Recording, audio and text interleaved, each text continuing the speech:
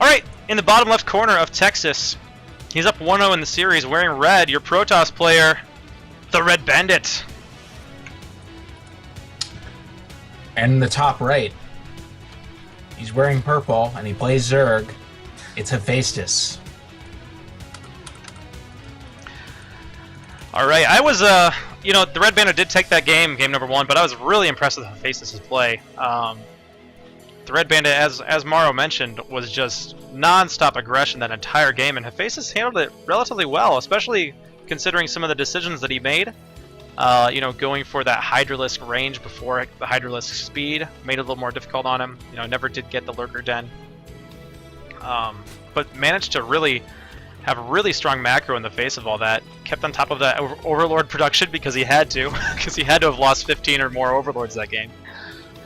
So kind of one of those games where everything goes wrong, but prior to those storms hitting those Mutas, he was still in the game. So really nice play out of him. So I really hope that he, not that you want to say you're rooting for somebody, but I'd like to see Hephaestus take a game off the Red Bandit. I think that'd be great.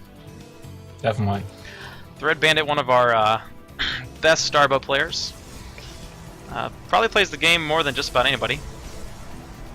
And has won 3 of our $25 tournaments. So very involved in making suggestions to the dev team as well. Yeah, definitely has a pretty strong voice on the dev team. So. Oh, but look at his build. Have you seen this before? No, no, I've not. This is something very, very different.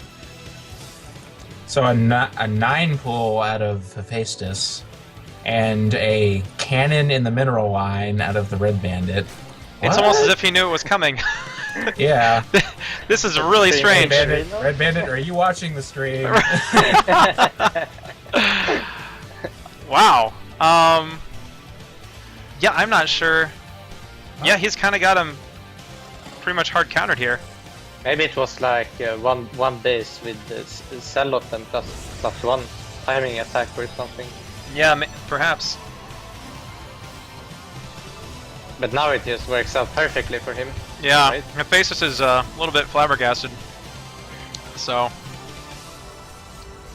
But still, he can't expand for a while. I think this is okay for Zerg. Yeah, as long as he doesn't get too aggressive and tries to just keep it contained up, you know, just dance these Zerglings around, try to pick off things here and there as they come up. Cannon is protecting everything right now, but if you can sneak in, you know, just prevent Protoss from expanding and prevent him from getting out on the map, you can do pretty well for him. In the meantime, he just needs to drone hard behind this, just go to really heavy macro. Could be a super early +1 though. Yeah. It must be a timing attack. Yeah, so this must be some sort of interesting build here that TRB has worked out in the past. It just very interesting. Okay, going for the Twilight Council first. So probably for the leg speed, I would assume. I doubt that's for Stalkers. 2 Zealots up already. Hephaestus is getting Ling speed and starting to just get those drones up. Yeah, what a wild game. I've never seen this before. Never seen the Red Bandit do it, and just so happened to be doing it against a 9 pool. Early pool.